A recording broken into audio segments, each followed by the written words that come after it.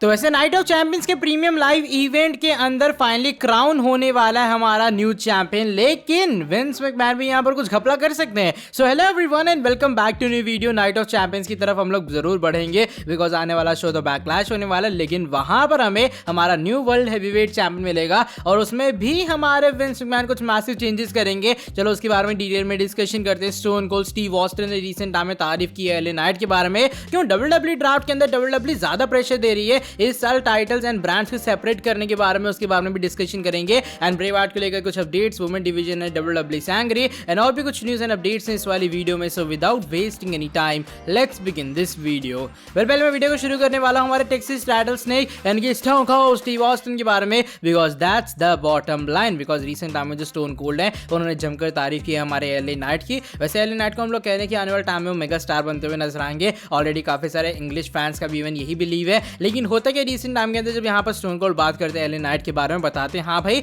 उस बंदे के अंदर टैलेंट है, उस बंदे के अंदर करिश्मा है एंड फॉर श्योर वो इन फ्यूचर आने वाले टाइम में एक मेगा स्टार बनता हुआ नजर आएगा। और जिस तरीके से डब्ल्यूडब्ल्यूई की बुकिंग कर रही है बस थोड़ा सा उससे सही करने की जरूरत है। एंड फिर जो एलए नाइट आने वाले टाइम में डब्ल्यूडब्ल्यूई के अंदर कहीं ना कहीं जरूर कुछ बड़ा एंड कमाल करता हुआ नजर आएगा। Let's see. अब तो स्टोन कोल्ड की भी अपने होप्स है कि एलए नाइट डब्ल्यूडब्ल्यूई के अंदर कुछ बड़ा करने वाले हैं। इस साल के मनी इन द बैंक से कहीं ना कहीं पता लग जाएगा कि एलए नाइट को कितना मैसिव पुश मिलने वाला है डब्ल्यूडब्ल्यूई कंपनी के अंदर। अब चलो बात करते हैं डब्ल्यूडब्ल्यूई ड्राफ्ट 2023 के बारे में, रियल रीजन के बारे में जो किया है सामने, क्यों डब्ल्यूडब्ल्यूई अचानक से ड्राफ्ट करवा रही है, टाइटल्स एंड ब्रांड्स को सेपरेट करती हुई नजर आ रही है। तो देखो बताया जा रहा है जो डब्ल्यूडब्ल्यूई की डील है यूएसए नेटवर्क के साथ में एंड फॉक्स वालों के साथ में, उसके अंदर काफी जल्दी जो अपने पार्टनर्स हैं उनको वो हैप्पी करना चाह रही है। यानी कि डब्ल्यूडब्ल्यूई कह रही है भैया आप हमारे पार्टनर्स हैं, मान लो अगर फॉक्स वालों की जो डील है वो काफी जल्दी एक्सपायर होने वाली है और फॉक्स वाले नहीं माने रीसाइन करने के लिए या फिर से डील करने के लिए कंपनी के साथ में, तो फॉर श्योर कंपनी को एक मैसिव नुकसान होने वाला है। यूएसए नेटवर्क जो कि डब्ल्यूडब्ल्यूई कंपनी को एक लंबे टाइम से एक तरह का कैरी ऑन या फिर कह लो केबल टेलीविजन पे दिखाता हुआ नजर आ रहा है। जब उनकी डील अप होगी तो भाई उस टाइम उनके पार्टनर्स को भी खुश करना जरूरी है। बस ये वो रीजन है कि डब्ल्यूडब्ल्यूई अपने दोनों पार्टनर्स को यूएसए नेटवर्क को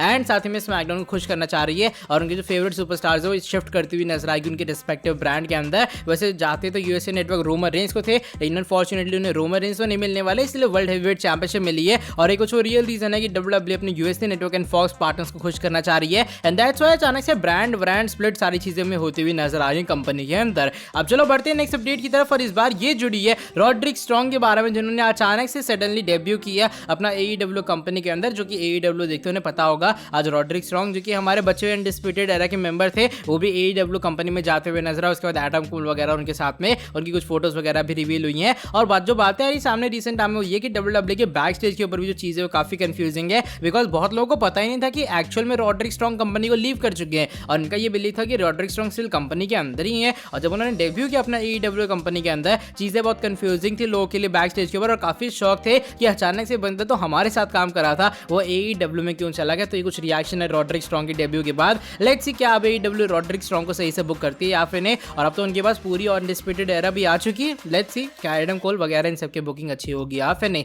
अब चलो बढ़ते हैं नेक्स्ट अपडेट की तरफ। इस बार डब्ल्यूडब्ल्यूई के वुमेन्स डिवीजन के बारे में जुड़ी है, बिकॉज बताया जा रहा है जो डब्ल्यूडब्ल्यूई का वुमेन्स डिवीजन है वो भी हल्का सा फ्रस्ट्रेट है रिसेंटली मंडे नाइट रॉ के एडिशन से। जिन लोगों को नहीं पता है रिसेंटली रॉ के एडिशन के अंदर विंस मैकमैन की तरफ से स्क्रिप्ट के अंदर मल्टीपल चेंजेस किए गए थे और उन मल्टीपल चेंजेस के कारण जो वुमेन्स डिवीजन का टाइम था वो कहीं ना कहीं कट ऑफ किया गया था। यानी कि मान लो वुमेन्स को पहले 15 मिनट मिले थे, तो जब विंस आए उन्होंने उस चीज को काट के 10 मिनट कर दिया। तो बताया जा रहा है जो ओवरऑल डब्ल्यूडब्ल्यूई का वुमेन्स रोस्टर इस चीज से बहुत डिससेटिस्फाई है कि किस तरीके से बुकिंग हो रही करंटली वुमेन्स रोस्टर की, और ऊपर से हमारे जो विंसेंट कैनेडी मैकमैन है वो टाइम वगैरह कट करते हुए नजर आ रहे हैं। तो ये चीज कहीं ना कहीं वुमेन्स डिवीजन को अच्छी नहीं, डब्ल्यूडब्ल्यूई को ज्यादा प्रायोरिटी दे रही है rather than women's division. And बाकी देखो क्या होता है आने वाले टाइम में, आगे जब भी विंस आएंगे तो कहीं ना कहीं वुमेन्स डिवीजन का टाइम कम होने वाला है और इससे जो वुमेन्स डिवीजन है डब्ल्यूडब्ल्यूई का वो बिल्कुल भी खुश नहीं है। अब चलो बढ़ते हैं आज की हमारी सेकंड लास्ट अपडेट की तरफ। इस बार ईटर ऑफ वर्ल्ड्स ब्रे वार्ट के बारे में जुड़ी है, बिकॉज रीसेंट टाइम में जो स्पेकुलेशन आई है सामने उनके अकॉर्डिंग जो ब्रे वार्ट है वो पॉसिबली इस साल डब्ल्यूडब्ल्यूई ड्राफ्ट के अंदर या फिर उसके बाद कम बैक करते हुए नजर आएंगे। इवन रीसेंट टाइम में जो ज़रूर न्यूज़ है उसने भी 2 ट्वीट डाले हैं ब्रे वार्ट को लेकर, जहां पर पॉसिबिलिटीज कर रहे हैं कि हाँ शायद उनकी रिटर्न एक बार फिर से हो सकती है और ज़ाहिर इसकी जो न्यूज़ है कुछ ना कहीं सच हो जाती है। सो दैट्स व्हाई यहाँ पर कंसीडर किया जा रहा है कि शायद जो ब्रे वार्ट है एज पर स्पेकुलेशन वो भी रिटर्न करेंगे ड्राफ्ट के अंदर। एंड लेट्स सी इस बार जब वार्ट आता है तो किस तरीके से उनकी बुकिंग होती हुई नजर आएगी।